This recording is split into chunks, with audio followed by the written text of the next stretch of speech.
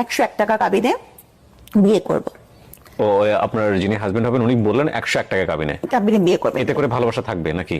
না তা জানি না, উনি বললেন যে আমি 101 টাকা কাবিনে বিয়ে করব। তখন কাজী সাহেব বলেন যে আপনি কি আমার সাথে মশকরা করছেন? আসলে আমি আমার এই কথাটা মানে কোন মিডিয়াতে এখন পর্যন্ত বলিনি, কখনোই বলিনি যে আসলে আমার খুব ছোটবেলায় বিয়ে হয়েছে। আমার পরিবার থেকে বিয়ে দেওয়া হয়েছিল। খুব ছোটবেলায় বলতে ধরেন তখন আমি মেডিকেল কলেজে ফার্স্ট ইয়ার। ওকে, পারিবারিক ভাবে হয়েছিল বিয়েটা? হ্যাঁ, মানে কি বলবো, এখন ভাবি যে হয়তো ওই কারণেই আল্লাহ আমাকে শাস্তি দিয়েছে যে আমি তার সাথে সংসারটা করতে পারিনি, এই জন্য হতে পারে। দেখেন আল্লাহ কিন্তু আমাকে ইশারা দিয়েছিল, আল্লাহ কিন্তু মানুষকে ইশারা দেয়, কিন্তু আমরা এত বোকা যে আমরা আল্লাহর ইশারা ধরতে পারি না। আসসালামু আলাইকুম প্রিয় দর্শক এবং শ্রোতা, আল্লাহ সর্বাবস্থায় আমাদের সবার মঙ্গল করুন সেই দোয়া এবং শুভকামনা জানিয়ে শুরু করছি লাইফের অন্যতম একটা এপিসোড। অনেকদিন পরে লাইফের একটা এপিসোড করছি। প্রথমে আপনি নামটা আপনার মুখে একটু বলেন, আপনার পুরো নামটা। আমার পুরো নাম হচ্ছে সাবরিনা শারমিন হোসেন মিষ্টি। সাবরিনা শারমিন হোসেন মিষ্টি, কিন্তু আপনাকে সাবরিনা নামে মোটামুটি সবাই ডাকেন, তাই কি? নাকি মিষ্টি নামে? মিষ্টি নামে। মিষ্টি নামে, হ্যাঁ। আচ্ছা, বর্তমান বয়স যদি বলতে কোনো আপত্তি না থাকে? মেয়েদের তো বয়স বলা ঠিক না, কিন্তু আমার গেস্টের সবাইকে আমি বয়স বলতে বলি। আপনার আপত্তি থাকলে আমি চাইবো না আপনি বলেন, কিন্তু ইটস লাইক বয়স তো বয়স, এটা নিয়ে আসলে গোপন করে করাটা কি বা কোনো কিছু? মেয়েরা সবসময় বয়স গোপন করতে চায়, আমিও সেই দলে। Okay fine. সো আপনার জন্ম জেলা কোথায়? আমি ঢাকা ধানমন্ডিতে আমার জন্ম। ধানমন্ডিতে আপনি বড় হয়েছেন?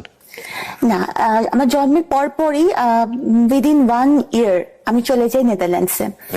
হ্যাঁ, ওখানে আমার আব্বু হচ্ছে এমএস করেন, পিএইচডি করেন, তো অনেক বড় একটা সময় আমার ওখানে কেটেছে।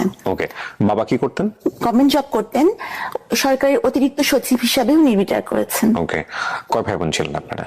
আমরা 2 বোন। 2 বোন ছিলেন, আপনি বড়? জি।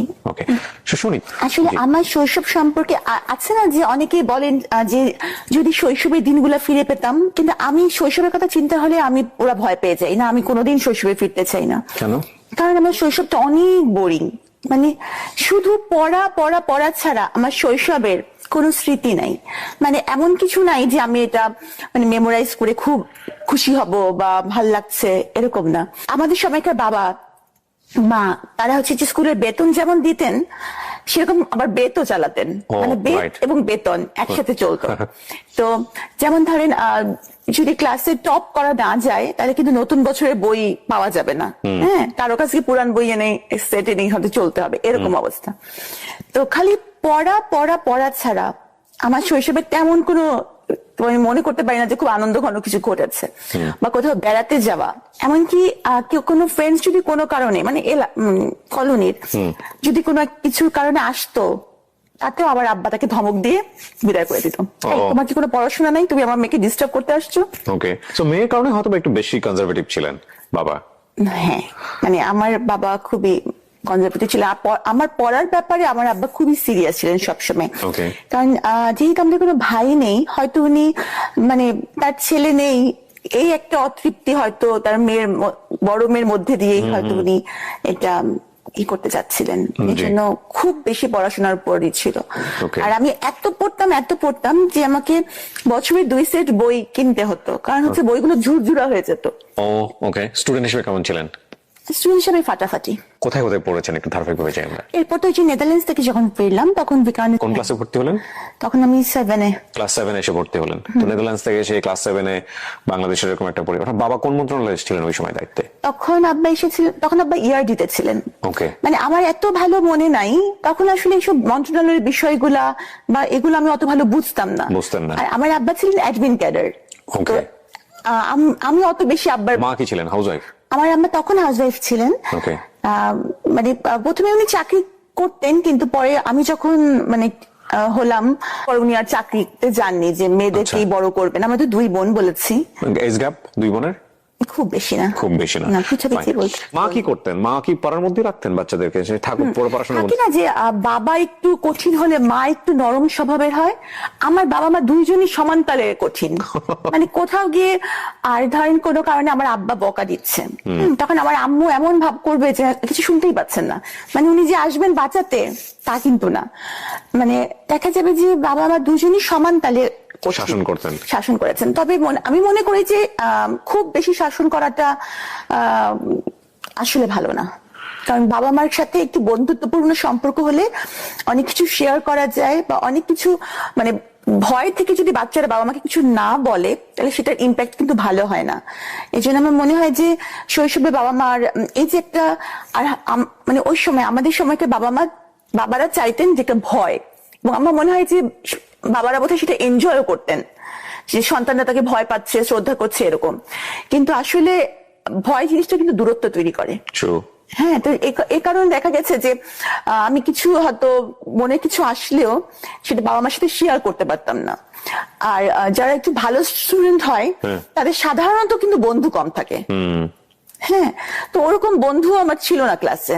বাবা মাও যদি বন্ধু না হয়, ক্লাসেও যদি বন্ধু না থাকে, তাহলে কি এটা একটা কষ্টেরই ব্যাপার। তো টাইম পাস করতেন কিভাবে? তবে ডায়েরি লিখতাম। ওই লেখালেখির যে সেই যে একটা সেটা কিন্তু ওখান থেকেই বোধহয় শুরু, যে নিজের কথাগুলো একটু লিখে রাখা। ওকে ওকে।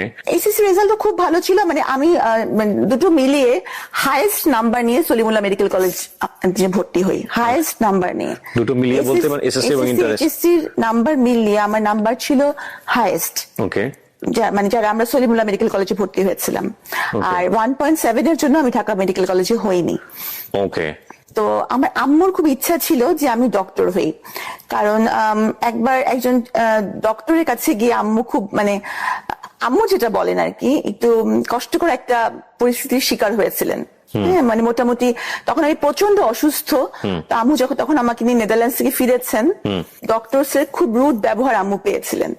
তো তখন আম্মু বলেন যে ডাক্তার যদি এমন হয় তাহলে মানুষ কোথায় যাবে, তাহলে আমার মেয়েকে আমি ডাক্তার বানাবো এবং তার ব্যবহারটা হবে সবার সাথে খুব নরম, ফ্রেন্ডলি। এবং তো আমি আমার জীবনে, আমি জানি না মানুষ কি ভাববে, তবে আমি আমার জীবনে খুব চেষ্টা করেছি যে মানুষের সাথে ওরকম, আমার রোগীদের সাথে নরম ব্যবহারটাই করার। সো আপনার মা টার্গেট করে, আপনার বোনও কি ডাক্তার হয়েছেন? না। ওকে। তো আপনি সলিমুল্লাহ মেডিকেল কলেজে পড়লেন, এমবিবিএস ওখানে কমপ্লিট করলেন, রাইট?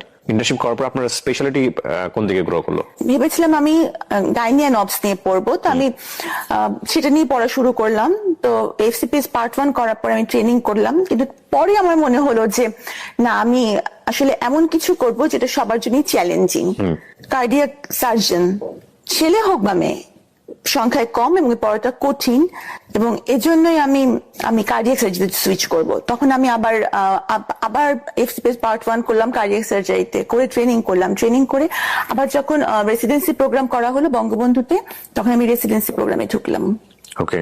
এটা হচ্ছে মানে এমএস কোর্স, 5 বছরের, পুরোটা সময় ওখানে ইনভলভ থাকতে হবে। ওকে। এবং প্রতি 3 মাস অন্তর অন্তর বিভিন্ন ডিপার্টমেন্টে প্লেসমেন্ট হবে এবং বিভিন্ন ডিপার্টমেন্টে পরীক্ষা হবে।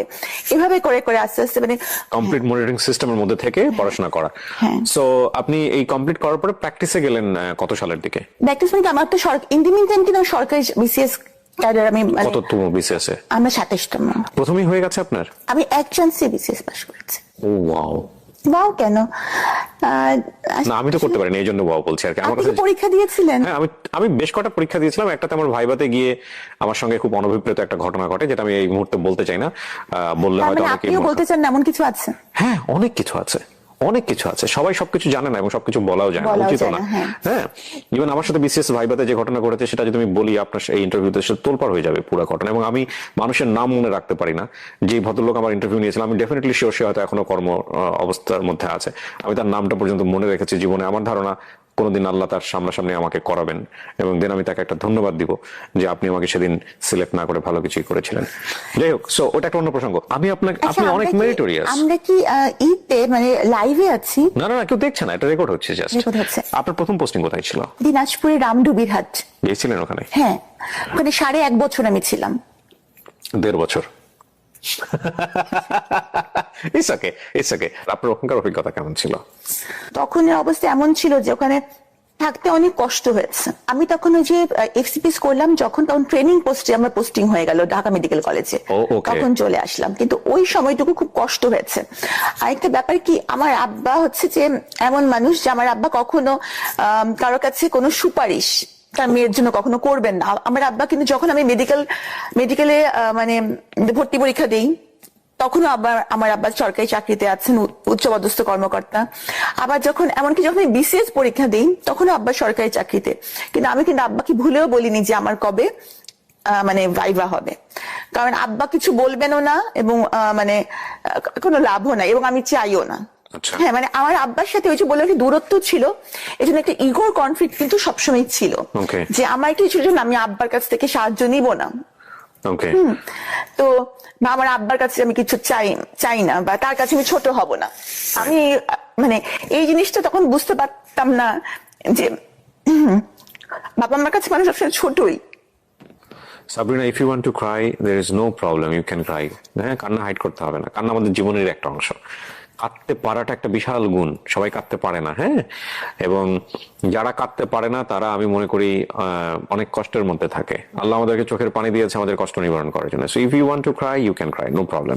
আপনি এফসিপিএস করার জন্য আপনি ঢাকাতে হ্যাঁ, আসলেন। পার্টনার পরীক্ষা দিয়ে ট্রেনিং পোস্টে ঢাকা মেডিকেল কলেজে আমার পোস্টিং হলো। ওকে, সো ওখানে আসলেন এবং আসার পরে আপনি পড়াশোনা করছিলেন এবং ডেফিনেটলি তখন আপনার বিয়ে হয়নি, হয়েছে কি? আমি জানি না আপনার লাইফ সম্পর্কে, যে কোনো আমি জিজ্ঞেস করছি। আসলে আমি আমার এই কথাটা মানে কোনো মিডিয়াতে এখন পর্যন্ত বলিনি, কখনোই বলিনি, যে আসলে আমার খুব ছোটবেলায় বিয়ে হয়েছে। আমার পরিবার থেকে বিয়ে দেওয়া হয়েছিল। খুব ছোটবেলা বলতে? ধরেন তখন আমি মেডিকেল কলেজে ফার্স্ট ইয়ার। ওকে, পারিবারিক ভাবে হয়েছিল বিয়েটা? হ্যাঁ, আমাদের ফ্যামিলির মেয়েরা সবাই খুব সুন্দরী এবং তারা কখনো কোনো চাকরি করে না বা চাকরি করার তাদের প্রয়োজন হয় না। তো তারা সবাই স্বাভাবিকভাবে বড় লোকের ওয়াইফ। তো আমার কিন্তু পড়াশোনার প্রতি অসম্ভব ঝোঁক ছিল। তো মানে আমি ঠিক সংসার করা বা এই জিনিসটার মতো ম্যাচিউরিটি বা কিছু আমার ছিল না। তো আমি দেখা যেত যে আমার বাবার পাশে থাকতাম এবং আমি খালি পড়তাম, মানে সংসার করা ওইভাবে যাওয়া হতো না, না? আমি কখনোই যেতাম না। হ্যাঁ, তো এই কারণে দেখা গেছে যে আমার ওই সংসারটা টেকেনি। এইখানে একটা লম্বা গল্প। ওই সংসারটা কত বছরের ছিল আপনার প্রথম বিয়ের সংসারটা? যেভাবে থাকুক না কেন, মানে ডিভোর্স হওয়া পর্যন্ত কত বছর? 4-5 বছর। মানে আপনি বিসিএস এ জয়েন করেছেন না তারই আগে ডিভোর্স হয়ে? তার আগে ডিভোর্স হয়ে গেছে। আচ্ছা, এখানে একটা বিষয় আমরা একটু বলে রাখি। আপনারা যেহেতু সামাজিক যোগাযোগ মাধ্যমের কল্যাণে হোক বা করোনাকালীন সময় ওনাকে নিয়ে প্রচুর রিপোর্ট হয়েছে সে কারণেই হোক, তো সুতরাং ওনার ফেসটা অনেক নন। আর আমাদের অনুষ্ঠানের ডিসক্লেইমারে কিন্তু একটা কথা আমরা স্পষ্টভাবে সবসময় বলে দিই যে কোনো লাইফের গল্প এখানে যখন বলা হয় তখন দুটো বিষয় আমরা খেয়াল রাখি। এটা একটা একপাক্ষিক বক্তব্য, আর এটা কোনো ইনভেস্টিগেটিভ শো না। এবং আমরা সচেতনভাবে চেষ্টা করি যদি ওনার বক্তব্যের জায়গাটি থেকে এমন কোনো ব্যক্তি বা প্রতিষ্ঠানের নাম আসে যেটা ওনার বক্তব্যের প্রেক্ষাপটে হেয় বা অপমানজনক হতে পারে, তাহলে ওই ব্যক্তি এবং প্রতিষ্ঠানের নাম এবং আইডেন্টিটি সমস্ত কিছু আমরা হাইড করি। এটা হচ্ছে এক। 2 নম্বর পয়েন্টটা হচ্ছে যে ওনার যেহেতু বর্তমানে একটি মহামান্য আদালতে একটি মামলা চলমান অবস্থায় রয়েছে এবং সেহেতু এই পুরো কন্টেন্ট মানে সোশ্যাল মিডিয়াতে ওনার এই যে বক্তব্যটি যাচ্ছে লাইভ থেকে studio of creative arts and থেকে, এই বক্তব্যের কোনো অংশই জাস্টিফাইড না, মানে আমাদের জায়গা থেকে জাস্টিফাইড না। আমরা কোনোভাবে ইনভেস্টিগেট করে এটা প্রচার করছি না, জাস্ট এটা ওনার জীবনের একটা ফিলোসফি, মতামত। সে অর্থে কে গুরুত্ব দেবেন কে গুরুত্ব দেবেন না তার ব্যাপার। তো সেই জায়গা থেকে আমরা কোনো অংশই কখনোই যাতে করে কোর্ট বা অন্যান্য জায়গাতে যাতে এটা কোনো এভিডেন্স হিসেবে ব্যবহার না করা হয় সেই ব্যাপারে আমরা স্পষ্টভাবে এই অনুষ্ঠানের শুরুতেই দিক নির্দেশনা দিয়ে রাখছি। তো এক পর্যায়ে কি আপনি সিদ্ধান্ত নিলেন নাকি ফ্যামিলিগত ভাবে? ফ্যামিলিগত ভাবেও না, আমিও না, কারণ ওরকম চিন্তা ভাবনা আমার ছিল না। আমার হাজবেন্ডই দিয়েছে এবং উনি অসম্ভব ভালো মানুষই ছিলেন। আচ্ছা, কিন্তু উনি তো বিয়ে করেছেন সংসার করার জন্য, তাই না? সুতরাং উনি তো আর এটা মানে উনি কতদিন এরকম করবেন, মানে সংসার করার মতো ম্যাচুরিটি আসলে তখন আমার ছিল না। আপনারা দুজন বসতেন, বিষয়গুলো নিয়ে আলোচনা হতো যে উনি আসলে কি চান, বা বিয়ের আগে আপনারা কোনো কথোপকথন করেছেন কিনা? একদমই কোনো কথোপকথন হয়নি?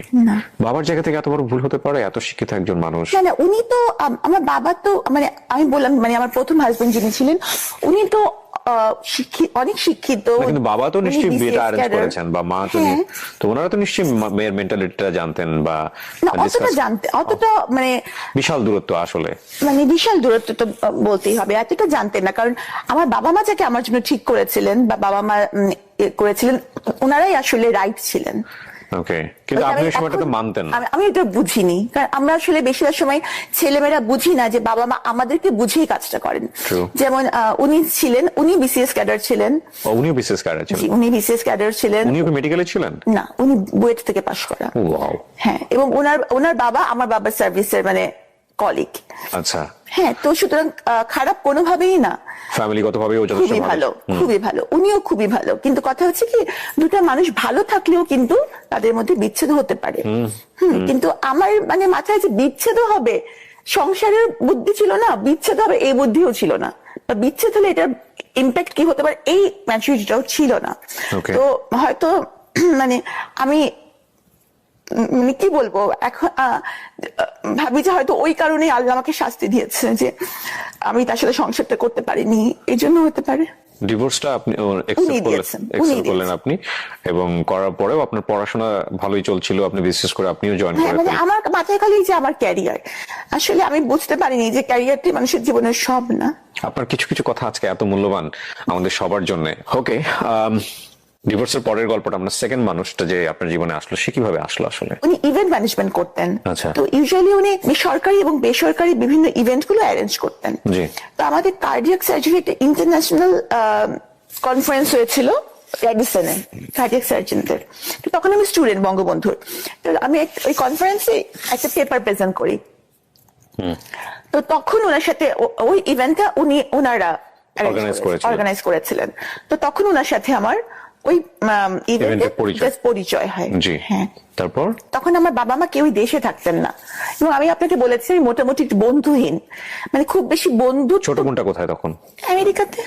ছোট বোন তখন আমেরিকাতে, বাবা মাও আমেরিকাতে? হ্যাঁ, আমার পরিবারে কেউ বাংলাদেশে থাকেন না। তো আপনি চলে গেলেন না কেন? মানে আমি যে খুব অড টাইপের একটা কোশ্চেন, দ্যাটস ইওর ফ্রিডম, আপনার ব্যক্তি স্বাধীনতা। আমি তারপর চলে যেতে পারতাম, আপনি কিন্তু যান আমি নাই কেন? যেহেতু প্রথমে তো আমি মেডিকেল কলেজে ভর্তি হয়েছি, তো এই পড়াটা আমার কাছে ছিল যে আমি এখানে পড়ছি, আমি যাব না।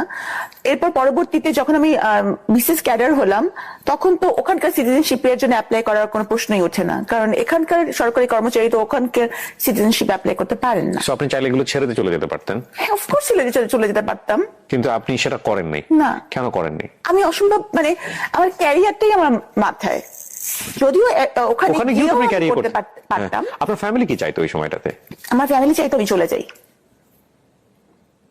আমার কাছে কেন জানি মনে হচ্ছে আপনার ফ্যামিলির সাথে আপনার একটা বড় ধরনের বার্গেনিং হয়েছে এই বিষয়গুলো নিয়ে, এবং সেটাও খুব সহজ বার্গেনিং ছিল না, কারণ দুটো মাত্র মেয়ে, বড় মেয়ে তাকে বাংলাদেশে রেখে যাচ্ছে এবং অলরেডি সে ডিভোর্স। না, আমার বাবা কিন্তু বেশি সময় আমেরিকা থাকতেন না, কারণ ওনার ইবাদতের অসুবিধা হতো। কারণ হচ্ছে যে মসজিদ যেতে হতো আমার আব্বুকে, তো সে তো অনেক দূর, তো কে তাকে নিয়ে যাবে ড্রাইভ করে? ওখানে রোজা রাখা, ওই সময়গুলো কিন্তু একটু বড় সময় আমার আব্বা দেশে থাকতেন। আচ্ছা। কিন্তু যখন আমার এই হাজবেন্ডের সাথে আমার পরিচয় হয়েছিল, ওই সময়টা আমার আব্বা দেশে ছিলেন না। পরিচয় থেকে পরিণয়ের দিকে গেল কিভাবে? উনি যেহেতু ইভেন্ট ম্যানেজমেন্টে ছিলেন, ইভেন্ট ম্যানেজমেন্ট কিন্তু মানুষকে মোটিভেট করার ক্ষমতা রাখে, মানে কথা দিয়ে মুগ্ধ করাটা তাদের একটা কাজেরই অংশ। জি। তো নিশ্চয়ই আমি মুগ্ধই হয়েছিলাম, যেহেতু তখন আমি ডিভোর্সও ছিলাম, সেও তাই ছিল। তো তখন আমারও তাকে পছন্দ হয়েছিল। জি। প্রস্তাবটা কে দেয় ফার্স্ট? আমি। আপনি তাকে দিয়েছিলেন প্রস্তাবটা? ওকে। ওই ভদ্রলোক এখন জেলে আছেন আমি যদি ভুল না করে থাকি, নাকি? না, আমি শুনেছি, মানে আমি তো শিওর না, অবশ্যই এটা বলতে পারছি না। মানে আমার সাথে তার কোনো যোগাযোগই নেই, উনি আমার জন্য মরে গেছেন, এই জন্য কোনো যোগাযোগ আমি রাখিনি। আমি নট শিওর। আপনার যে ভদ্রলোকের কথা বলা হচ্ছে সে তো আপনার সঙ্গে জেলে যায় বা এরকম, রাইট? আমার আগে যায়, আমার মানে নিয়ার অ্যাবাউট 1 মান্থ আগে সে জেলে যায়। আমি শুনেছি উনি বের হয়েছেন। এটা কোনো কিছু ম্যাটার করে না, কারণ সে আমার জন্য মরে গেছে। সে জেলে থাকুক, সে বাইরে থাকুক, সে কোথায় থাকুক, সে আমার কাছে দুনিয়ার বাইরে। ফাইন। আপনি তাকে প্রস্তাব দিলেন বিয়ে করার জন্য বা প্রেমের সম্পর্কে যাওয়ার জন্য। এটা কোন সময়ের ঘটনা? এটা 2015 সালের দিকে আপনি তাকে প্রস্তাব দিলেন। তার জায়গা থেকে বিষয়টা কি ছিল, রেসপন্স কি ছিল?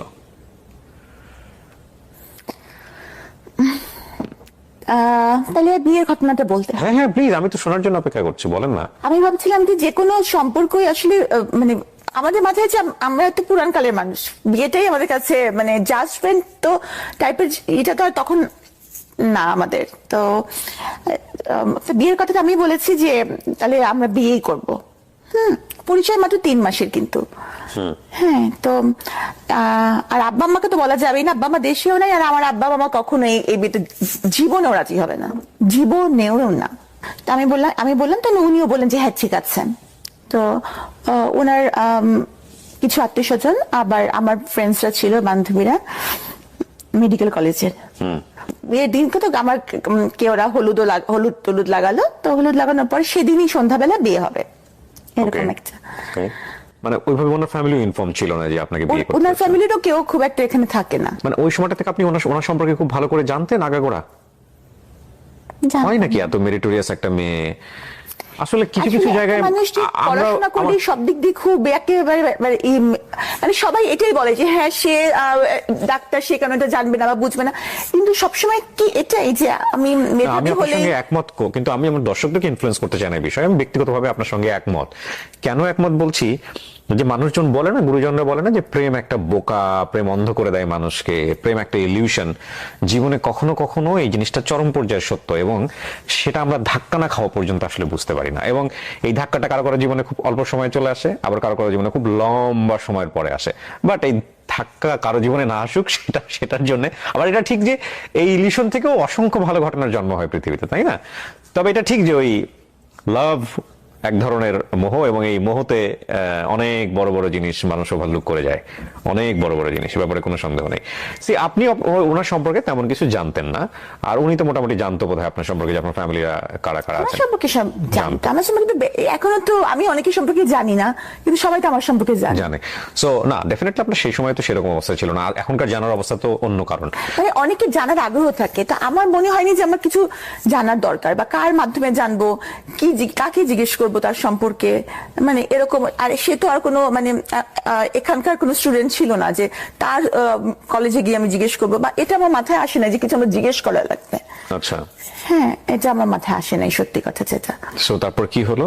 তো তখন ওই যে সেদিন সন্ধ্যায় আমার বিয়ে। হ্যাঁ, তারপর উনি আসলেন, আমার ফ্রেন্ডসরা ছিল, এসে উনি বললেন যে আমি তো বিয়ে করব না।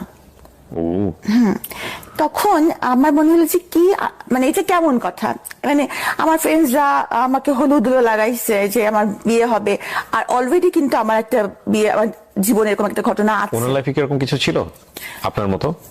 হ্যাঁ, আমি পরে জানতে পেরেছি। তখন পর্যন্ত আপনি কি জানতেন এটা বলেন আমার। তখন পর্যন্ত জানতাম যে উনি বিবাহিত এবং ডিভোর্সড।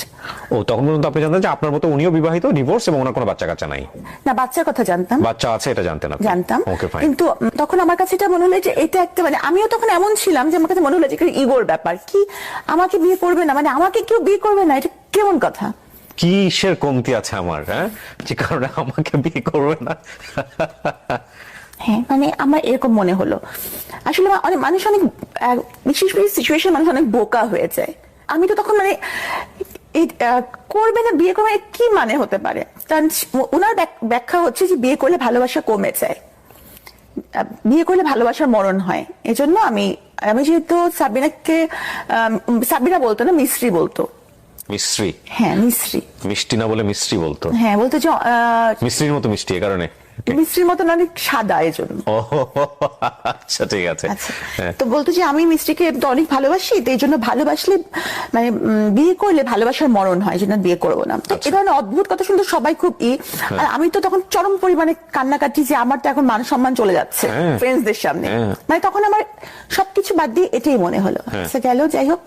তারপরে তাকে অনেক ভাবে রাজি করানো হলো। আমার যে ক্যামেরাম্যান ছিল, ফটো তোলার জন্য এসেছিল, সেই ক্যামেরাম্যান ক্যামেরা ফেলে ভেউ করে কাঁদছে। ওহো, কান্নার কথা আপনার, সে ক্যামেরাম্যান কাঁদতেছে, আমি বুঝলাম। সবাই কাঁদতেছে। ওকে, ফাইন। মানে আমার ক্যামেরাম্যান কাঁদতেছে, ছবি তুলতে পারতেছে না বোধহয়, পেমেন্ট পাবে নাই আমার এই জন্য বিয়ের। ওকে, তারপর?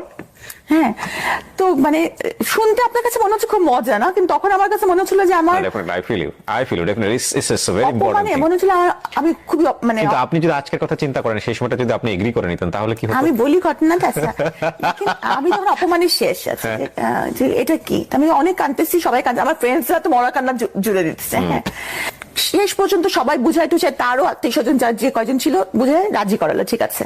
তো এখানে এরকম হলুদ হয়ে গেছে, এরপর তুমি না করছো তো ঠিক না। আচ্ছা, তখন সে রাজি হলো। পরে কাজী সাহেবকে আনা হলো।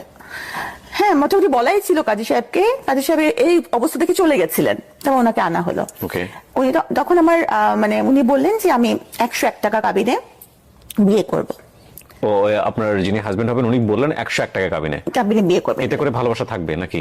না, তা জানি না। উনি বললেন যে আমি 101 টাকা কাবিনে বিয়ে করবো। তখন কাজী সাহেব বলেন যে আপনি কি আমার সাথে মশকরা করছেন?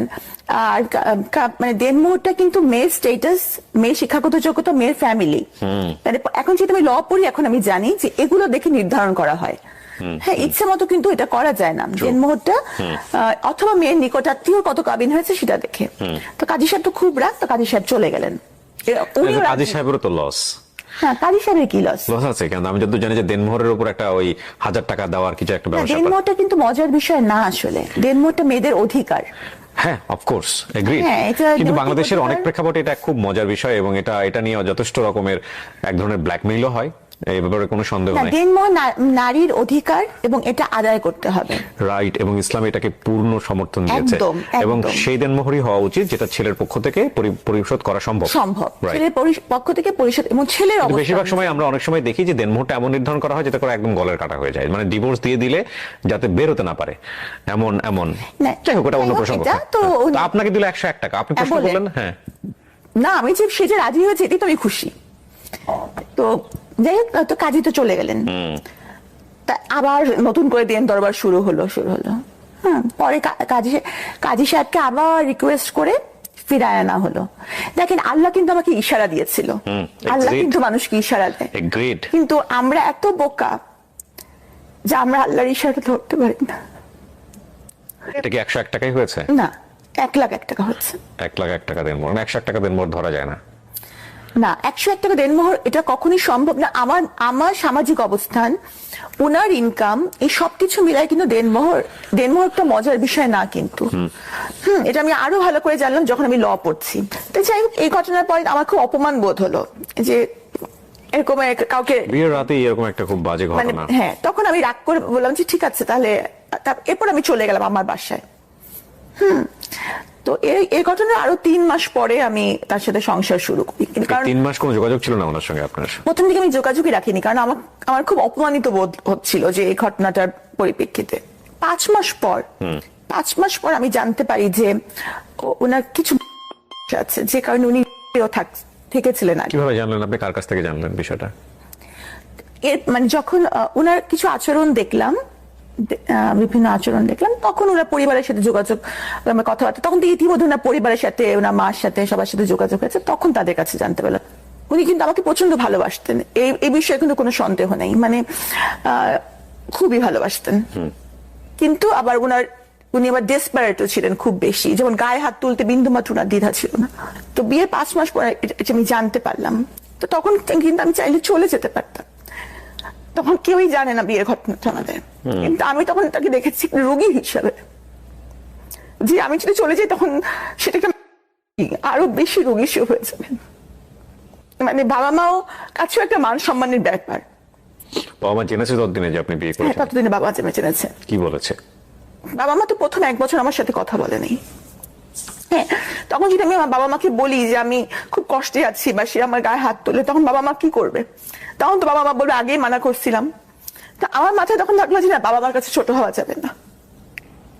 আমি আসলে বুঝি নেই যে বাবা মার কাছে মানুষ সবসময় ছোটই থাকে। তো যাই হোক, কিন্তু এটা সত্য যে সে আমাকে ভালোবাসতো। টেম্পার লুজ করতো? হ্যাঁ, অল্পতেই। বিষয়টা একপাক্ষিক কিনা, নাকি আপনিও রেগে যে আপনিও অনেক সময় করতেন? না, আমি করতাম। প্রথম এক সহ্য করে মেয়েরা, তারপরে দেখা গেল যে সে হয়তো বা সেও তখন একই ভূমিকায় চলে যায়, এরকম হয়েছিল কিনা? না, আমার চিন্তা ভাবনাটা অন্যরকম ছিল। কি ছিল আপনার চিন্তা ভাবনা? মানে যেটা বলছেন এটা পাবলিকলি বলছেন, কিন্তু উনি চাইলে ডিফেন্ড করতে পারবে ভবিষ্যতে, সেই জায়গা থেকে বলছেন। হ্যাঁ, উনি তো চাইলে ডিফেন্ড করতেই পারবেন, কারণ আমি তো যা সত্য তাই বলছি। এখানে তো মানে আমার অস্বীকার করার কিছু নেই। ওনার আত্মীয় স্বজনরাও নিশ্চয়ই দেখবেন, ওনারা সবাই দেখবেন। হ্যাঁ, যে ভালোবাসাটাও ওনার আত্মীয় স্বজনরা দেখেছেন, গায়ে হাত তুলতো সেটাও ওনার আত্মীয় স্বজনরা দেখেছেন। ওনার আত্মীয় স্বজনরা মানা করতেন যে মিষ্টির গায়ে কেন হাত তুলিস, বলতো ওনাকে। ওনার আত্মীয় স্বজনরা সবাই বলতো। আর একটা ব্যাপার কি, মানে সবাই ভাবে যে একটা মানুষ যখন, একটা মেয়ে যখন মানে ফিনান্সিয়ালি ইন্ডিপেন্ডেন্ট হয়, তখন হয়তো তার মানে কোনো পারিবারিক দায়বদ্ধতা থাকে না, হয়তো তার স্বামীর কথা শুনতেই হবে এমন কোনো বিষয় থাকে না। কিন্তু কথাটা কিন্তু একদম ঠিক না।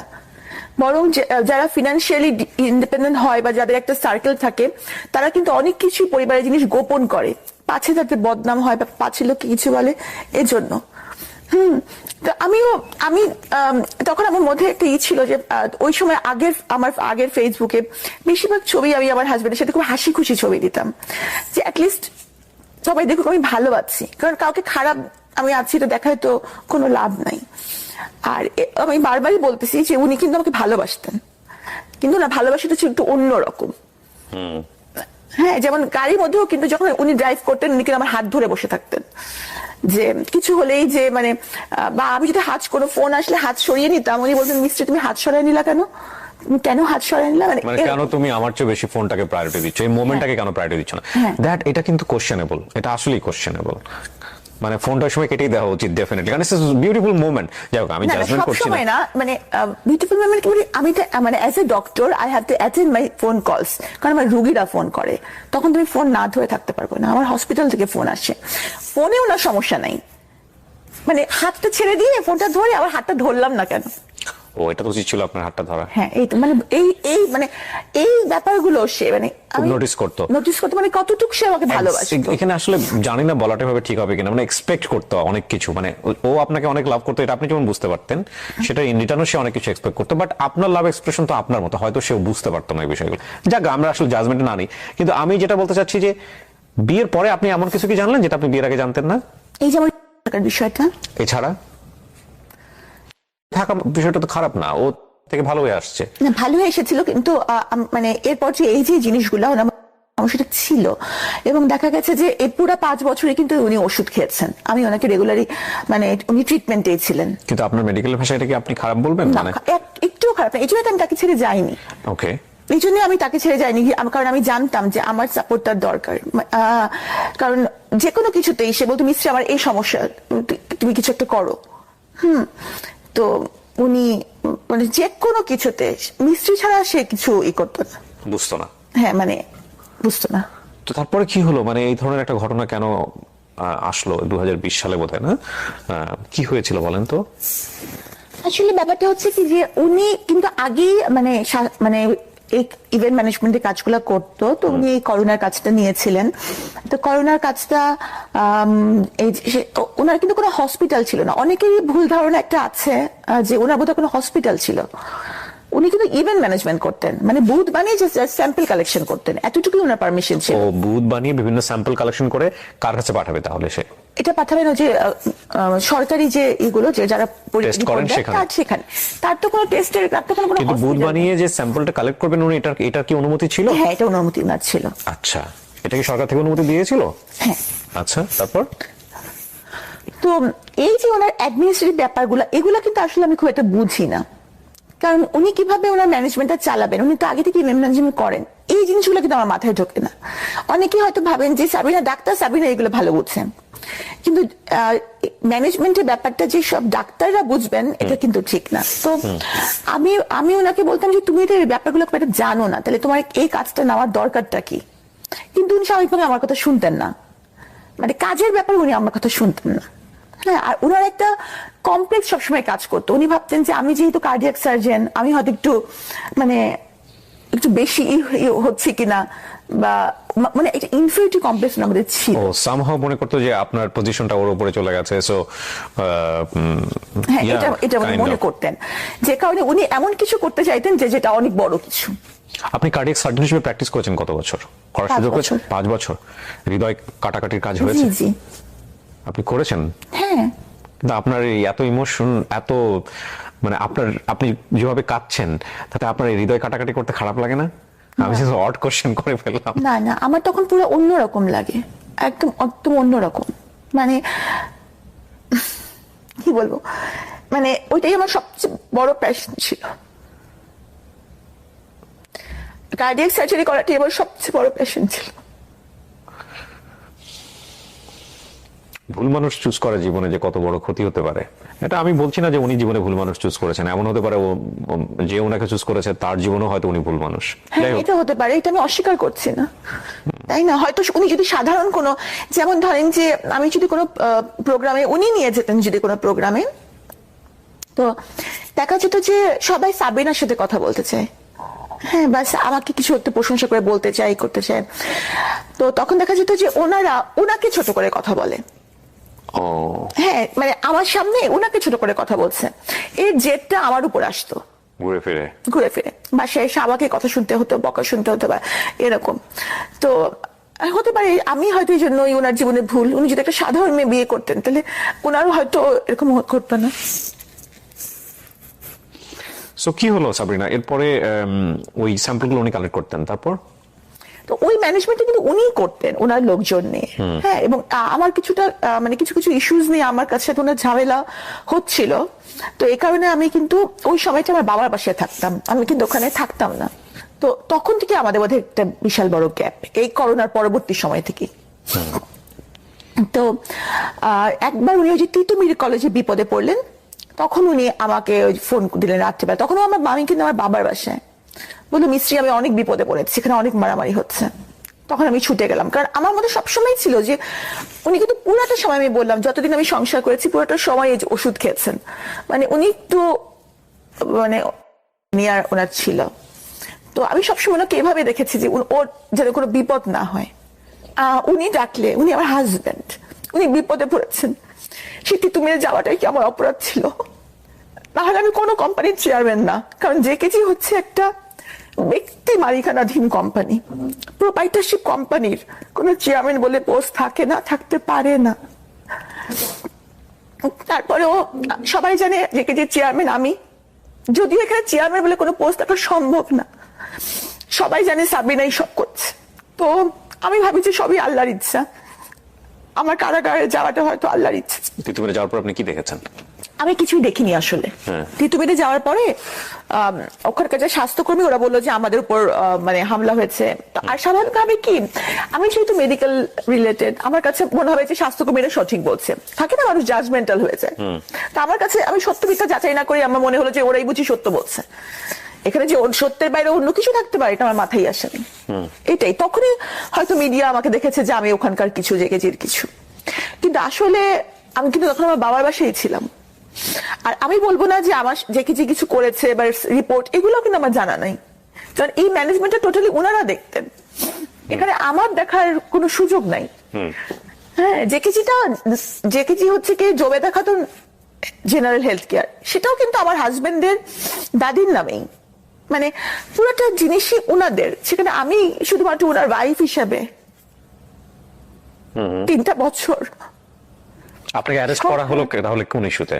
মিডিয়া ওখানে ওই সময়টাতে কি নিউজ করে ফেললো? আর ওই সময়টাতে উনি এটা আসলে আপনারাই ভালো জানেন, যেহেতু চলমান মামলা, এই বিষয়ে আমি কিচ্ছু বলতে চাই না। আমি শুধু এটাই বলবো, আমি আমার পক্ষ থেকে এটাই বক্তব্য যে আপনার সঙ্গে আপনার হাজবেন্ডকে একসাথে অ্যারেস্ট করা হয়েছে? না না না, উনি আমার 1 মাস আগে অ্যারেস্ট হয়েছেন, অলমোস্ট 1 মাস আগে। আচ্ছা, তো অ্যারেস্ট হয়ে গেলেন, এবং সেটা হচ্ছে ওই ফ্রড কেসের জন্য, আলটিমেটলি করোনা টেস্টের যে ফ্রড কেসটা, তাই কি? জি। ওকে, 1 মাস পরে আপনি এটা কি আপনার হুট করে অ্যারেস্ট হয়ে গেল, না তার আগে থেকে আপনি বুঝতে পারছিলেন যে আপনাকে অ্যারেস্ট করা হতে পারে? আমি বুঝতে পারিনি। কেন? মানে আমি তো, মানে একটা মানুষ কেন বুঝতে পারবে তাকে অ্যারেস্ট করা হবে? মানে আমি যদি এটার কিছু হতাম। ওনাকে যখন মামলাটা করা হয়েছে, সেই মামলার এজাহারে কি ছিল? আমার নাম ছিল না। ছিল না? তাহলে ওনার বক্তব্যের প্রেক্ষাপটে আপনাকে অ্যারেস্ট করা হয়েছে? সেটাও আমি জানি না। তো আপনাকে অ্যারেস্ট করা হলো, আপনি জানবেন আপনার কেন আপনাকে অ্যারেস্ট করা হলো? বললাম তো চলমান মামলা, আমি এখন কিছুই বলবো না, সময়টার উত্তর দিবে। তবে আমি কিছুই জানতাম না, তো প্রমাণ হচ্ছে আমি রেগুলার হাসপাতালে ডিউটি করছিলাম। কোন হাসপাতালে সেটা? জাতীয় বিদ্যুৎ ইনস্টিটিউট, সরকারি হাসপাতালে। জি। তারপর? তো আমি যদি বুঝতেই পারতাম তাহলে তো আমি এত ইজি লাইফে থাকতেই পারতাম না। রেগুলার হাসপাতাল করা বা এগুলো করাকে আমি করতাম, আমি তো পালিয়ে যেতে পারতাম, আমার কাছে তোমার পাসপোর্ট ছিল। কিন্তু এখানে আরেকটা প্রশ্ন, না ডেফিনেটলি আরেকটা আপনি যেমন আপনার জায়গাটা বলতে পারেন, আমাদের জায়গা থেকে কোয়ারি আসছে, আপনি অ্যানসার করলে না করলেও সমস্যা নেই, এটা আপনার ফ্রিডম আছে এই অনুষ্ঠানে। সরকার যখন এরকম একজন গভর্নমেন্ট এমপ্লয়িকে অ্যারেস্ট করছে এবং একই সাথে সে একজন বিসিএস ক্যাডার, তখন সরকারের জায়গা থেকেও তো এটার একটা চরম পর্যায়ে যাচাই বাছাই করেই তারপর অ্যারেস্ট করা হয়েছে। সুতরাং এই বিষয়টাও তো আমরা চাইলেও মানে শুধু ইমোশনের জায়গাটা থেকে বিচার করতে পারি না। ডেফিনেটলি দেয়ার কোনো না কোনো রিজন ছিল। আপনি তো বোধহয় এখন সাসপেন্ড অবস্থায় আছেন, তাই কি? আমি সাময়িক বরখাস্ত অবস্থায় আছেন। সো আপনি বলতে চাচ্ছেন যে আপনার হাজবেন্ডেরই কর্মের জন্য বেসিক্যালি আপনাকে এই জায়গাটায় আসতে হয়েছে? আমি বলতে চাচ্ছি না যে উনি এই কাজটা করেছেন। আপনি সেটাও বলছেন না? আমি সেটাও বলছি না, কারণ আমি এটা জানি না। আচ্ছা, কি হয়েছে আপনি জানেনই না? আমি জানি না আসলে। তাহলে আপনি বলতে চাচ্ছেন যে মিডিয়াতে যে সব ঘটনা ঘটেছে বা যেগুলো নিয়ে আসা হয়েছে সেগুলো কি মিথ্যা? আমি তো এটাই বলবো যে যেহেতু মামলাটি চলমান, এই জন্য আমি এই প্রসঙ্গে কিছু বলবো না। আর আমি যদি এখানে আপনার শোতে বসে কাঁদতে কাঁদতে মরেও যাই আমি নির্দোষ এটা বলে, যারা ভাববে যে সাবিনা দোষী তারা ভাববেই সাবিনা দোষী। যেমন ধরেন আমি কিন্তু এখন সাজা খেটে বের হয়েছি 3টা বছর। 3টা বছর কিন্তু কম কথা না। হ্যাঁ, একটা মানুষের জন্য 3টা দিনও জেলে থাকা কষ্টকর। এখনো কিন্তু আমি সাজা খাটার পরেও সাবিনার দিকে অভিযোগের আঙ্গুল রয়ে গেছে। না, নট লাইক দিস। আপনি 3 বছর কেটেছেন, আপনি সারাটা জীবন বাংলাদেশের সামাজিক প্রেক্ষাপটে কোনোদিন কি আপনি এই এই এই মানুষের যে কুদৃষ্টি সেখান থেকে বেরোতে পারবেন? কখনোই পারবেন না। আপনি যদি নির্দোষ হন, আপনি কোনোদিন এটা থেকে বেরোতে পারবেন না। এটা অপূরণীয় ক্ষতি। আমি বলছি না আপনি দোষী না নির্দোষ, এটা আমাদের সামাজিক জায়গা থেকে এটা একটা বড় ধরনের বিষয়। পুলিশ ধরা মানেই মনে করে নেয় মানুষ, এটা তো আপনি জেল কেটেছেন, পুলিশ ধরা মানেই মানুষ মনে করে না যে সে খারাপ লোক। সো ওই জায়গাটা না আমরা পরে যাচ্ছি, কিন্তু আপনাকে তলব করা হয়েছিল, সো আপনি অ্যাটেন্ড করেছেন, তারপর আপনাকে বলা হয়েছে জেলে চলে যাওয়ার জন্য। এর আগ পর্যন্ত, এই ঘটনার আগ পর্যন্ত আপনার নামে কোনো ধরনের কোনো ক্রিমিনাল কেস বা কোথাও কোনো কিছু কি আছে সরকারের খাতায়? কোথাও কিছু নাই। হলো তো আপনার বিসিএস জবই হওয়ার কথা না, নাই, এটাই ফার্স্ট। আপনি জেল জীবন নিয়ে একটা বই লিখেছেন, সেটা নিয়ে এবারে বইমেলায় তুমুল আলোচনা হচ্ছে, অনেকেই কিনেছেন, অনেকে রিভিউ করছেন। বন্দিনীটা কিন্তু আমার লেখার উদ্দেশ্য কিন্তু আমার জেল জীবন না, অন্তত এই খণ্ডটা, এটা প্রথম খণ্ড, আমি বন্দিনীর দ্বিতীয় খণ্ডের কাজে হাত দিয়েছি। হ্যাঁ, এটা অন্তত অ্যাটলিস্ট আমার ঘটনা না, এটা হচ্ছে। কি সুন্দর কথা লিখেছেন উনি বইয়ের। আমি তো দেখি না এই জিনিসটা, আপনি আমাকে বইটা দিয়েছেন, কি সুন্দর একটা অটোগ্রাফ দিয়েছেন। আল্লাহ আপনার দোয়া কবুল করুক। দেখেন সাবরিনা লিখেছেন কি সুন্দর করে, আপনারা পড়ে নিয়েন। হ্যাঁ, খুব সুন্দর করে, আমি একটু পড়ে শোনা, যেন উল্টো ভাবে দেখা যাবে কিনা ক্যামেরায়। প্রচন্ড খ্যাতিমান এই মানুষটিকে আল্লাহ আরো খ্যাতির শিখরে নিয়ে যাক। আলহামদুলিল্লাহ, আল্লাহ আপনার দোয়া কবুল করুক। জি, আপনি যেটা বলছিলেন যে জেলে যাওয়ার গল্পটা। হ্যাঁ, তো এগুলো হচ্ছে এক একটা মেয়ের জীবন কাহিনী, বা একটা মানুষ কখন দেখা যাচ্ছে যে বিভিন্ন রিলেশনে ইনভলভ হয়ে, মানে এইসব। আমি একটা অনুষ্ঠান করতাম, যাহা বলিব সত্য বলিব, হ্যাঁ, এবিসি রেডিওতে। এরপর আমি সিক্রেট নামে করেছি ঢাকা এফএমে, একই কন্টেন্ট কিন্তু ডিফারেন্ট নামে। সেখানে আমি এরকম অসংখ্য কেস পেয়েছি, অসংখ্য কেস আমি এখানে এভাবে রিভিলও করেছি রেডিওতে, যেটা হচ্ছে যে একজন মানুষ কিভাবে অপরাধী হয়, কি অপরাধ করে এবং এটার পরিণতি কি হয়। তো আপনি যেটা বলছেন সেটা তো ডেফিনেটলি আপনি একবারে গ্যাং যেটা বলে, জেলখানায় গিয়ে বসে আপনি জিনিসটা ফেস করতে পেরেছেন। এবং আমি এই প্রেক্ষাপটগুলোর কারণে অ্যাটলিস্ট মানুষ বুঝবে যে এটা করলে অপরাধ হয়, এটা করলে জেলে যেতে হয়। বইটা পড়েন আপনারা, হ্যাঁ, বইটা পড়লে হয়তো আপনাদের একটা নলেজ তৈরি হবে। কিন্তু আপনার অভিজ্ঞতা কি ছিল? যে এই জীবনটা সম্পর্কে তো আপনি জানতেনই না, আপনি একটা সোভার ফ্যামিলি থেকে এসেছেন, আপনি একটা চমৎকার পরিবেশ, নিজের মনস্তাত্ত্বিক জায়গা থেকে এগুলো মেনে নেওয়া তো ভয়ঙ্কর রকমের একটা যুদ্ধ, এক। আর 2 নম্বর হচ্ছে আপনি ওখানে যাওয়ার পরে আপনি কি পেলেন, কেমন অ্যাকোমোডেশন পেলেন, মানে কি হলো, এগুলো একটু আমাদেরকে বলেন। আমি যখন প্রথমে ওখানে গেলাম, আমি তো যেহেতু বিসিএস ক্যাডার ছিলাম, সেহেতু কারা বিধান অনুযায়ী আমি ডিভিশনে ছিলাম। ডিভিশন মানে হচ্ছে এটা হচ্ছে যে ব্রিটিশ আমল থেকে নির্ধারণ করা একটা আলাদা রুম থাকবে আপনার জন্য, একটা আলাদা রুম থাকবে, সাথে বারান্দা থাকবে, আর হচ্ছে যে একটা সেবক থাকবে। আর খাবার দাবার ব্যাপারটা হচ্ছে যে নর্মাল একজন মানে বন্দি যে পরিমাণ খাবারটা পাবে, সেম মেনুটাই, সেম মেনু, কিন্তু গ্রামস এর কিছু ডিফারেন্স থাকবে। ডিভিশন প্রাপ্ত আসামি পাবে। কিসের? ধরেন আজকে আপনার বরাদ্দ হচ্ছে যে মিষ্টি কুমড়া, হ্যাঁ, একজন নর্মাল বন্দি, আমি সেই মিষ্টি কুমড়াই বরাদ্দ পাবো, কিন্তু আমারটা আমার কুক রান্না করবে। ওকে, ওকে, কিন্তু মেনু কিন্তু সেম। গল্প সল্প করার জন্য কোনো মানুষ দেওয়া হবে? উনিই গল্প করবে। উনি কি থাকে আপনার সঙ্গে নাকি চলে যেত? না, থাকতো, ওই রুমেই থাকতো, এক রুমে থাকে। উনিও কি জেল জীবন কাটাচ্ছে নাকি? হ্যাঁ, উনি আরেকজন বন্দি। ও, সো জেলের মধ্যে শুধু থাকা না, সার্ভিসও দিতে হয় ওখানে। অবশ্যই সশ্রম কয়েকটা, সশ্রম কারাদণ্ড। ওকে, আমিও তো সার্ভিস দিয়েছি, আমি বাগানের মালিক ছিলাম না, রুমের পাহারাও তো ছিলাম। আচ্ছা, আচ্ছা। সশ্রম কারাদণ্ড হয়েছিল আমার। যাদের সশ্রম কারাদণ্ড হয় প্রত্যেকের কাজ করতে হবে, এটা বাধ্যতামূলক। বিভিন্ন রকমের কাজ করতে হয়, এক একজনকে এক একটা, এটা কারা কর্তৃপক্ষ নির্ধারণ করে কাকে কোন কাজটা দিবেন। আচ্ছা, এটা নিজের ইচ্ছা মতো বেছে নেওয়ার সুযোগ নেই। ডেইলি লাইফটা কি ছিল? প্রথম তো খালি বলতাম যে আল্লাহ, আমি মরে গেলাম না কেন, মানে এতটা অপমান আমি নিতে পারছিলাম না।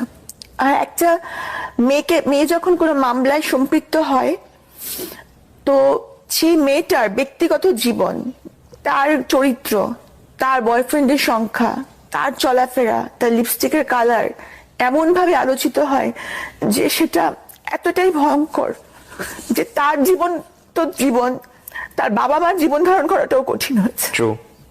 আপনি জেলে বসে এগুলো বুঝতে পারছিলেন যে আপনাকে বাইরে নিয়ে কি হচ্ছে? আইডিয়া পাচ্ছিলেন কিছুটা? কিছুটা তো বটেই। কোনো মেয়ে যদি কোনো যৌন হয়রানির ভিকটিম হয়, তখনও কিন্তু তার চরিত্রের দিকে অঙ্গুলি নির্দেশ করা হয়েছিল, হয় যে তার চলাফেরায় নিশ্চয়ই কোনো দোষ আছে। তাহলে চিন্তা করেন যে যেখানে আরেকটা নারী মামলায় সম্পৃক্ততার অভিযোগে অভিযুক্ত হয়, তার চরিত্র নিয়ে কত কথা উঠতে পারে। আর সে যদি একটু আধুনিক হয়, সে যদি একটু গাঢ় কালো লিপস্টিক দেয়, তাহলে তো বুঝেই নেন কি হবে তার সাথে। তার জীবন তো দুর্বিষহ হয়ই, তার বাবা মার জীবনটাও শেষ।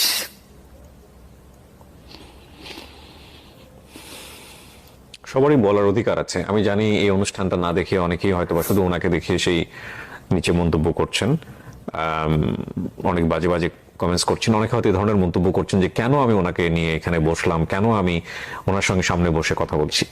আমি একটা কথা বলি, আমি ওনার সম্পর্কে তেমন কিছু জানতাম না। উনি বইমেলায় বইটা নিয়ে প্রতিদিনই কোনো না কোনোভাবে বিভিন্ন কন্টেন্ট ক্রিয়েটরদের যারা আছেন তাদের কাছে বাইট দিচ্ছেন, সেগুলো আসছে, স্ক্রল করে দেখছি। একটা বাইট আমাকে খুব টাচ করে, সেটা হচ্ছে উনি নর্মালি বলছেন যে ভাই আমি তো জেল খেটে বের হয়েছি, আমি তো আইন আদালত আমার বিচার করছে, আমাকে তো নর্মালভাবে বাঁচার সুযোগ দেন, আমি তো সমাজের 8-10 জন মানুষের মতো মানুষ, আমার তো নর্মালভাবে বাঁচার সুযোগ আছে। এই লাইনটা আমাকে খুব ক্যাচ করে। এবং তারপরে আমার এক ছোট ভাই রনি, ওকে আমি বলি, যেহেতু বইমেলাতে থাকে সবসময়, আমাকে বলি যে আমি ডক্টর সাফরিনার ইন্টারভিউ করবো, আমি ওনার সঙ্গে একটু কথা বলবো, ওনার একটু ব্যবস্থা করো। তো রনি ওনার সঙ্গে কথা বলে ওনাকে আজকে এখানে নিয়ে এসছে। আমি আসলে শেষের দিকে এসে কিছু কথা বলবো আজকের অনুষ্ঠান নিয়ে। আমি ডেফিনেটলি ওনার জন্য কোনো সাফাই গাইবো না, এবং উনি অপরাধ করেছেন কি করেননি সেটার বিচার কোর্ট করবেন। কিন্তু আমার মনে হয় যে প্রত্যেকটা মানুষকে স্বাভাবিকভাবে বাঁচার যে ক্ষমতাটা, সেটা আমাদের প্রত্যেকের জায়গা থেকে প্র্যাকটিস করা উচিত। একটা হচ্ছে যে আমি নিজে স্বাভাবিকভাবে বাঁচতে চাই, আর আরেকজন মানুষ তাকেও স্বাভাবিকভাবে বাঁচার যে ব্যাপারটা, সেখানে আমার কোনো দৃষ্টিভঙ্গি, আমার কোনো কথা, আমার কোনো কটু কথা যেন কোনোভাবেই আঘাতপ্রাপ্ত না করে। আমি বললেই যে চেঞ্জ হবে বিষয়টা এরকম না, বাট সেই জায়গাটায় অনেক কিছু আমার করার আছে আমার কাছে, কেন জানি মনে হয়। আমার বলতে আমি আপনাদের সবাইকে বলছি।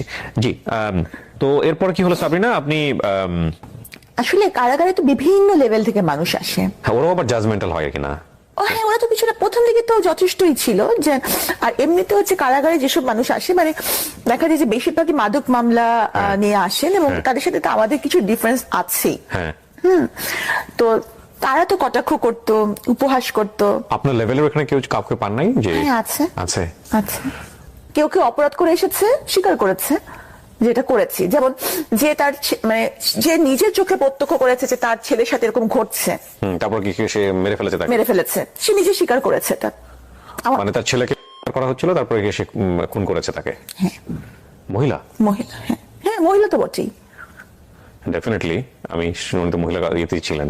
সে বলেছে যে হ্যাঁ আমি এটা করেছি, আমি যে কোনো সাজার জন্য প্রস্তুত, আমি করেছি। তার মামলাটা চলমান আছে, তার এখনো রায় হয়নি, কিন্তু সে জেলে আছে। তো সে নিজেই আমাকে ঘটনাটা বলেছে। সে খুব কম বলে, এবং তার বাচ্চার সাথে যে ঘটনাটা ঘটেছে সে কিন্তু এটা কাউকে বলেনি। কে করেছে এই কাজটা? তার সে একটা সে গাজার মামলা ব্যবসার সাথে জড়িয়ে গিয়েছিল, সেটাও কিন্তু ফর সার্ভাইভাল, কারণ তার স্বামীর সাথে তার ডিভোর্স হয়ে গেছে। ওকে ওকে। তো যার সাথে সে ব্যবসা করতো, তার পার্টনার, ও সেই পার্টনারই কাজটা করেছে? হ্যাঁ, এবং সে জানতো না, পার্টনারটা হচ্ছে খুবই জেন্টল একজন মানুষ ছিল। তো তখন সেটা দেখলো, মানে সে নিতে পারছিল না, এবং যখন এবং সে কিন্তু কাউকে বলে নাই এই ঘটনাটা, কারণ তার বাচ্চার ভবিষ্যৎ যদি নষ্ট হয়। সে জেলে ঢুকে বসে আছে। হ্যাঁ, সে কাউকে বলে নাই যে আমার বাচ্চার সাথে এরকম ঘটনা ঘটেছে। তো তার কথা থেকে সামনে আনা উচিত না? Definitely every coin has to side.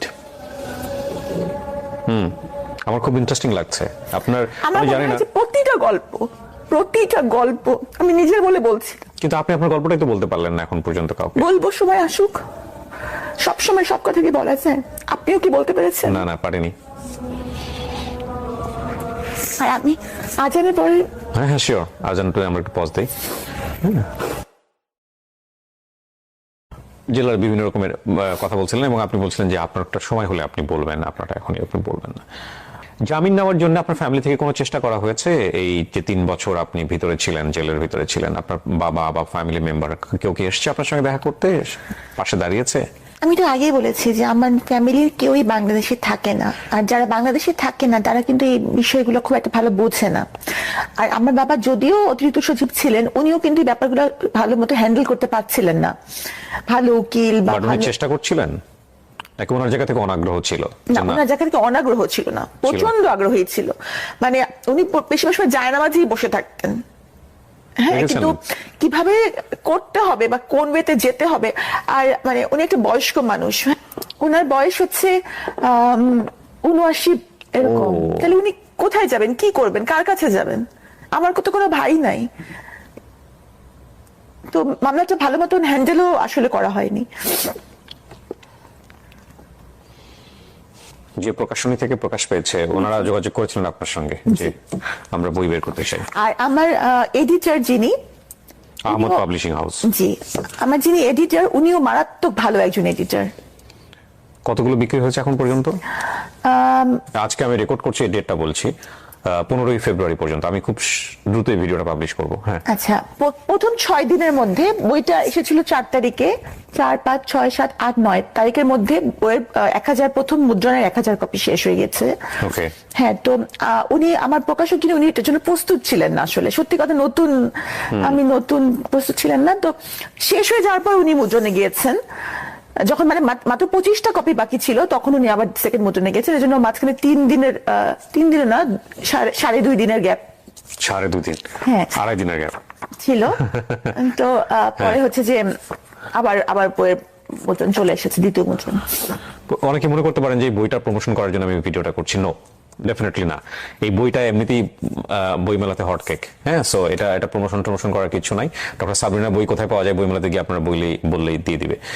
আর হ্যাঁ, ডেফিনেটলি আমি প্রমোশন করি, বাট আমি কোনো বইয়ের প্রমোশন এখন পর্যন্ত করিনি। আচ্ছা, সো সাবরিনা, আপনি 3 বছর পর যে জামিনটা পেলেন, এটা সরকার থেকে আপনাকে জামিন দেওয়া হলো, এবং বের হওয়ার পরে আপনি জীবনটাকে কিভাবে দেখলেন 3 বছর পর? যখন আপনি এখন তো নিয়মিত হাজিরা দিতে হয় ডেফিনেটলি।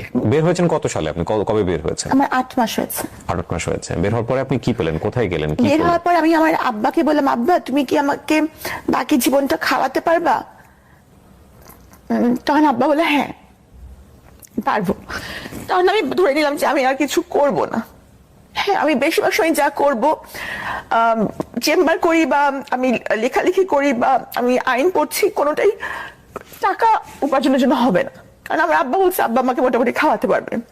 আর গয়নাগাটি আমি কখনোই পড়ি না, তাহলে আমার জীবনে খুব বেশি চাহিদা আগেও ছিল না, এখনো নাই। আমি কারাগারের মহিলাদের কিছু কথা দিয়ে এসেছি যে তাদের জন্য আমি কিছু করব। কারণ কি, আমি নিজে টের পেয়েছি যে মামলাটা যদি সঠিকভাবে হ্যান্ডেল না করা হয় তাহলে কতটা ভুগতে হয়। এবং অনেকেই আছেন যাদের মামলাটা যদি একটু প্রপার ওয়েতে হ্যান্ডেল করা যায়, তাহলে কিন্তু মামলা থেকে এটা খুব ভালো রেজাল্ট আসা সম্ভব। এটা চিন্তা করে প্রথমে আমি LLB তে ভর্তি হয়েছি। আমি একদম বের হওয়ার পরপরই সেশন ধরেছি, এবং আমার কাছে মনে হয়েছে যে একজন আইনজীবী চাইলে তার মানে ক্লায়েন্টের জীবন, মান সম্মান, ভবিষ্যৎ সবই তো আল্লাহর হাতে, কিন্তু উনি চাইলে এটা করতে পারেন, সংরক্ষণ করতে পারেন। তো আমি নিজে LLB তে ভর্তি হয়েছি, এবং আমার ইচ্ছা যে ওই বন্দীদের জন্য কিছু করা। কারণ আমি বের হওয়ার সময় আমাকে বলছে যে আমাদের জন্য কিছু কইরো, আমাদের কেউ নাই। কারণ চিন্তা করেন, একটা মহিলা মানুষ 12টা বছর ধরে জেল খাচ্ছে, তার হাজবেন্ড বিয়ে করে চলে গেছে, তার বাবা মা মরে গেছে, তার ভাই তার ফোনে তার গলা শুনলেই ফোন রেখে দেয়, তার ছেলে মেয়ের সংসারে তার ঠাঁই নেই, সে কই যাবে? আমার তো তাও আল্লাহর কাছে শুকরিয়া, বাবা মা আছে, ওরা কই যাবে? আর আমি যেভাবে পদে পদে হিউমিলিয়েশনের শিকার হচ্ছি, তাদের কি অবস্থা? তারা যে লেভেল থেকে এসেছে তাদের তো আরো বেশি কঠিন অবস্থা, তারা কি করবে? তো আমার যেটা মনে হয়, সাবরিনা যেমন একটা বন্দীদের প্রতিনিধি, সাবরিনা সাজা খেতে বের হয়েছে, সাবরিনাকেও বাঁচতে দেন। অন্য বন্দীরা যদি সংশোধিত হয়ে বাঁচে তাদেরকেও বাঁচতে দেন। I admit this line. অবশ্যই বাঁচতে দেওয়া উচিত, সম্মানের সাথে বাঁচতে দেওয়া উচিত। দেখুন, পৃথিবীতে আমরা কেউই ফেরেশতা হয়ে দুনিয়াতে আসেন, ইনক্লুডিং মি। আমি আমার কথা বলছি, যারা এই অনুষ্ঠানটা দেখছেন অনেকেই আপনারা জাজমেন্টাল হবেন, আমি জানি ডেফিনেটলি হবেন, কিন্তু জাজমেন্টাল হওয়ার আগে আঙ্গুলটা নিজের দিকে দেন। আপনি জানেন, আল্লাহ জানে যে আপনার জীবনে পাপ কত, আপনার জীবনে কত ভয়ঙ্কর ভয়ঙ্কর গুনাহ আছে, যেটা হয়তো আপনি শুধু জানেন এবং আপনার সৃষ্টিকর্তা জানেন। সুতরাং এত পাপ নিয়ে, এত ভুল নিয়ে আরেকজন মানুষের দিকে অন্তত পক্ষে আপনি সেই কাজটা বা সেই আঙ্গুলটা তুলেন না যেটা তাকে স্বাভাবিক জীবন দিবে না। আমি কি একটা কথা আমি বলতে চাই, সেটা হচ্ছে যে যখন প্রথমেই মানুষ আমার সামনে নেতিবাচক বলে, তারা কিন্তু প্রথমে আমাকে চেনে না, ব্যক্তিগতভাবে চেনে না। তারা কেন আমাকে খারাপ ভাবে যে একটা মহামারীর সময় একটা খুবই সেন্সিটিভ মামলার সাথে আমার সম্পৃক্ততা ছিল, এই জন্যই এই প্রতারণার প্রতি তাদের সেই এইটা, তাই না? কারণ তারা তো ব্যক্তিগতভাবে আমাকে চেনে না, বা আমি এটা করতে পারবো কি পারবো না এটা কিন্তু আমার কলিগ বা ফ্রেন্ডসরা জানে যে সাবিনা এটা করতে পারে না, কিন্তু ওনারা কিন্তু জানে না। তো ওনারা মনে করে যে এই এত বড় একটা অপরাধের জন্য ওনারা আমাকে অপছন্দ করে, এবং তাদের এই অপরাধের প্রতি যে একটা ঘৃণা, এটা যদি সব ধরনের অপরাধ, যেমন ধর্ষণ, ব্যভিচার, তারপর হচ্ছে খুন, রাহাজানি, এই সবগুলোর প্রতি যাদের এই ঘৃণাটা থাকে, তাহলে আপনি চিন্তা করেন সমাজের কিন্তু অপরাধ অনেক কমে যাবে। কিন্তু কিন্তু কারো যদি ওই এটা থাকে যে না, সাবিনা দোষী হোক নির্দোষ, সাবিনাকে পছন্দ করি না, তারা কোনো লজিকই শুনবে না, তাহলে কিন্তু তারা কোনো লজিক শুনবে না। সাবিনা তখন সাবিনার ব্যক্তি জীবন, সাবিনা কি কালার লিপস্টিক দিল, এইটা আমার বইয়ের ব্যাপারও তাই হয়েছে।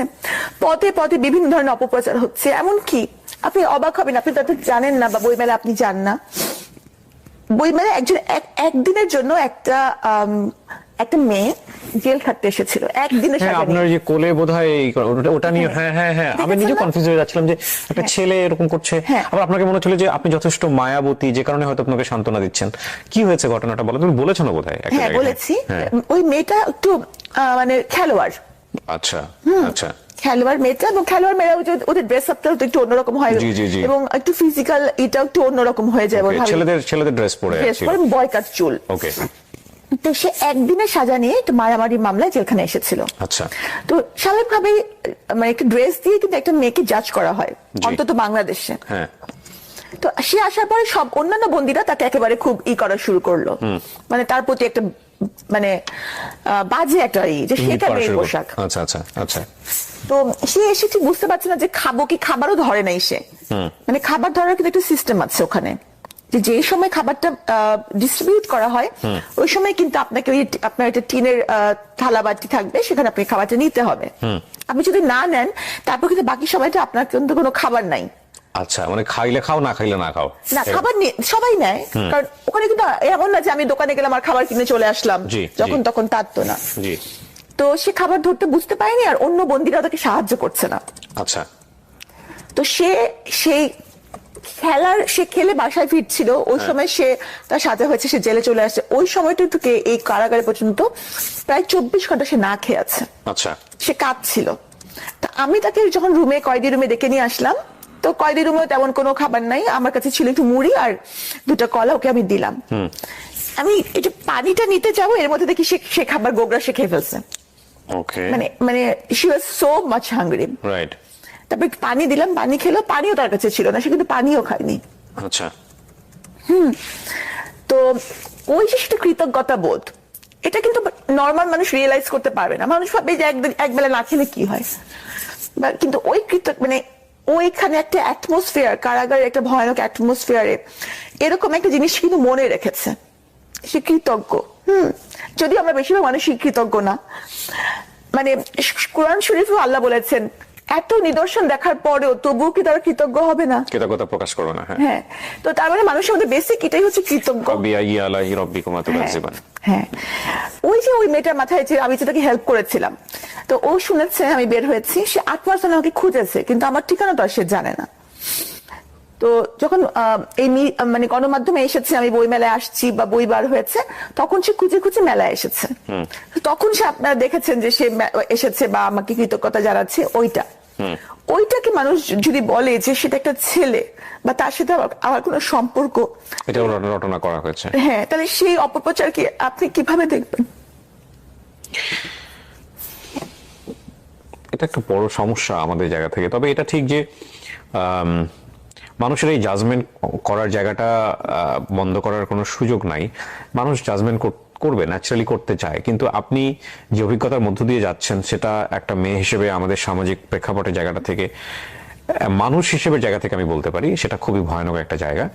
এবং এইখানে আপনার লার্নিংটা কি, মানে আপনার ভুলের জায়গা থেকে আপনি যদি বলেন আমি বলবো কোর্টকে আমি আলাদা করে রাখতে চাই, তো সেটা তো কোর্টই নির্ধারণ করবেন, কিন্তু আপনার ব্যক্তিগত শিক্ষাটা কি, কেন আপনার জীবনটা এরকম হলো, আপনি যদি বলেন। এটাই আমার ভাগ্যে ছিল, কারণ কারাগারে যদি আমি না যেতাম তাহলে কিন্তু আমি অনেক কিছু জানতে পারতাম না। আর আমার বাবা মার আমি কিন্তু নতুন জন্ম হয়েছে আমি মনে করি, এবং আমার বাবা মার এইটা স্থানটা আমি কারাগারে গিয়ে বুঝতে পেরেছি।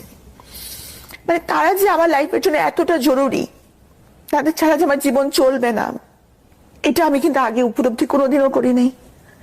ওখানে গিয়ে আমি করেছি, এবং প্রতি সিজদায় আমি বলতাম যে আল্লাহ আমাকে তাড়াতাড়ি জামিয়ে দাও, শুধু ওনার কাছে ফেরত, মানে আমি যেন তাদের সেবা করতে পারি, কি যেটা আমি আগে করি নাই। এটাই আমার ভুল হয়েছে, যে আমি আমার বাবা মাকে অতটা গুরুত্ব দেই নাই যেটা আমার দেওয়া উচিত ছিল। আপনার সেকেন্ড হাজবেন্ড যিনি, ওনার সঙ্গে কি ডিভোর্স হয়ে গেছে? আমি তো বলেছি যে উনি আমার জন্য মরে গেছেন একদম। মানে ডিভোর্স, দেখবেন যে ডিভোর্সের পরেও কিন্তু মানুষের সম্পর্ক থাকে, কথাবার্তা বা অনেক কিছুই থাকতে পারে, এবং ডিভোর্সের ক্ষেত্রে দেখা যায় যে দুটা মানুষ ভালো হলেও ডিভোর্স হয়, কিন্তু উনি আমার কাছে একদম মৃত। কি কারণে মরে গেল উনি আপনার কাছে? এই যে আমার চোখের পানির জন্য তাকে ক্ষমা করা যায়, কিন্তু আমার বাবার চোখের পানির জন্য, আমার মায়ের চোখের পানির জন্য তাকে ক্ষমা করা যায় না। কারণ উনি কিছু করুক না করুক, এই পরিস্থিতিটা জন্য তো উনিই দায়ী, যার কারণে আমাকে এই পর্যন্ত আসতে হলো। তার জায়গাতেও তো একটা একিউজ থাকতে পারে, সেও তো বলতে পারে যে না আমিও কিছু করিনি, আমি নির্দোষ। সে হয়তো কিছু করেনি, কিন্তু আমি তো একেবারেই কিছু করিনি। তাহলে আপনি তাকে একিউজ করছেন কেন? পরিস্থিতিটা তো তার কারণে, মানে এই যে করোনার কিছু পরিস্থিতিতে যদি তার না হাত থাকে, লাইক হাজবেন্ড যদি কোনো কারণে, আমি বলছি না আপনার হাজবেন্ড দোষী না নির্দোষ, কিন্তু আপনি যে কারণে বলছেন তাকে মরে যাওয়ার কথাটা, সেই জায়গাটাই আমি একটু জাস্ট কোয়ারি থেকে বলছি যে এই পরিস্থিতির জন্য যদি উনি না হয়ে থাকেন, দর্শক আপনারা প্লিজ এগুলাকে কেউ জাজমেন্টের জায়গা থেকে নিন না, আমি ওনার ব্যক্তিগত জায়গাটাকে বের করার জন্য প্রশ্নটা করছি। সেটা হচ্ছে যদি এই পরিস্থিতি আপনি যেভাবে ডিফেন্ড করলেন, বা আপনি যেভাবে করছেন কোর্টকে ডিফেন্ড, বা আজকে আপনি যে বিষয়ে যেভাবে নিজেকে নির্দোষ করার চেষ্টা করছেন। না, আমি নিজেকে নির্দোষ করার জন্য এখানে আসিনি। না, আমি আই এগ্রি, বা ধরেন আপনি পয়েন্টগুলো আপনি বলেনই নাই, তো এখন কথা হলো যে উনিও তো ওনার জায়গা থেকে বলতে পারেন এভাবে, তো সেটাই যদি শেষ পর্যন্ত প্রমাণ উনি হয়। আমাকে তো দোষী কোনোভাবেই বলতে পারবেন না। উনি কি বলেছেন? না, উনি তো আমাকে দোষী বলতে পারবেন না, কারণ এটার মধ্যে আমার কোনো ইনভলভমেন্ট ছিল না। আর আরেকটা ব্যাপার হচ্ছে যে আমি তো এটা বলিনি যে, কিন্তু পরিস্থিতিটা তো উনার কারণে তো এটার মধ্যে আমার সম্পৃক্ততা, না হয়তো এটার মধ্যে আমার সম্পৃক্ততার কোনো বিষয় নাই। কিন্তু হাজবেন্ড যদি বিপদে পড়েন, হাজবেন্ড যদি বিপদে পড়েন, সেই বিপদটা যদি তার নিজের ক্রিয়েট না করা হয়, ডেফিনেটলি হাজবেন্ডের ফ্যামিলি সেটা সাফার করে, এটাই তো স্বাভাবিক। হ্যাঁ, তো আপনি যদি আপনার হাজবেন্ডকে দোষী না বলেন, তাহলে ওনার কারণে যে আপনার যে সাফারটা হয়েছে সেটা তো আপনাকে অ্যাকসেপ্ট করতে হবে। কিন্তু এই যে 3টা বছর, সেই 3টা বছরে আমার বাবা অসহায়ের মতো উকিল খুঁজেছে। হ্যাঁ, হ্যাঁ। তাদের পরিবার থেকে কোনো সাপোর্ট বা তার কাছ থেকে কোনো সাপোর্ট আসে না। সে যদি আমার হাজবেন্ডই হয়ে থাকতেন, তাহলে এই 3-4টা বছরে আমাকে সাপোর্ট করার জন্য উনি কিছু করতেন না। আমার জন্য কে করবে? উনি তো নিজেও জেলে ছিলেন বোধহয়। হ্যাঁ, এমনও তো হতে পারে ওর ফ্যামিলির কেউ সাহস পাননি বা কোনোভাবেই আগানোর চেষ্টা করেননি। বিষয়টা খুব সেন্সিটিভ হতে পারে। তো কেন? যাই হোক, আপনাদের ইন্টারনালি ভিতরে যেগুলো আছে সেগুলো নিয়ে আমরা নাই বা ঘাটলাম, কিন্তু আপনি বলতে চাচ্ছেন যে আপনাদের কাগজে কলমে কোনো ডিভোর্স হয়নি? না, ডিভোর্সের কাগজ আমি দিয়েছি আগেই দিয়ে দিয়েছেন। ওকে, আমরা একেবারে শেষের দিকে চলে এসেছি, কিন্তু আমার অনেক বেশি মানে চেষ্টা থেকে গেল আজকের অনুষ্ঠানটা নিয়ে। দেখেন, আমি জানি না আপনি দোষী না নির্দোষ। আমার অনুষ্ঠানে আসলে আপনাকে আমি দোষী নির্দোষ সেটা প্রমাণ করার জন্য ডাকিও নাই। আমিও তাই চাই না। আমি শুধু মনে হয়েছিল যে আপনার সঙ্গে আমি একটু কথা বলতে চাই, একটু আমি শুনতে চাই গল্পটা। ডেফিনেটলি যেহেতু এটা চলমান অবস্থায় রয়েছে, কোর্ট মহামান্য আদালত যে রায় দিবেন সেই রায়ের প্রতি আমাদের বিশ্বাস করে সম্মান জানাতে হবে। এবং তবে এটা ঠিক, একটা মানুষ সমাজে জন্মগ্রহণ করার পরে, একটা পরিবারে জন্মগ্রহণ করার পরে সমাজ থেকে সে নেয়, পরিবার থেকে সে নেয়, রাষ্ট্র থেকে নেয়, তার পেছনে ইনভেস্ট করা হয়। সে একটা মেধা হয়ে সমাজে জন্মগ্রহণ করে এবং তারপরে সমাজকে সে কন্ট্রিবিউট করতে চায়। সেই জায়গাটায় যখন কোনো ব্যত্যয় ঘটে, তাহলে এই যে পুরো ইনভেস্টটা তার পেছনে হলো, এই ইনভেস্টটা তখন অপচয় হয়ে যায়। ডক্টর সাবরিনার মতো মানুষরা যখন কোনোভাবেই বিপদগ্রস্ত হন বা বিপদে পড়েন বা বিপথে যান, হ্যাঁ, আমি 3টা শব্দই রাখলাম এখানে, তখন দিন শেষে এটা আমাদের জন্য ক্ষতি। এখানে এটা একটা বিষয়, যদি আপনি ব্রডার অ্যাঙ্গেলে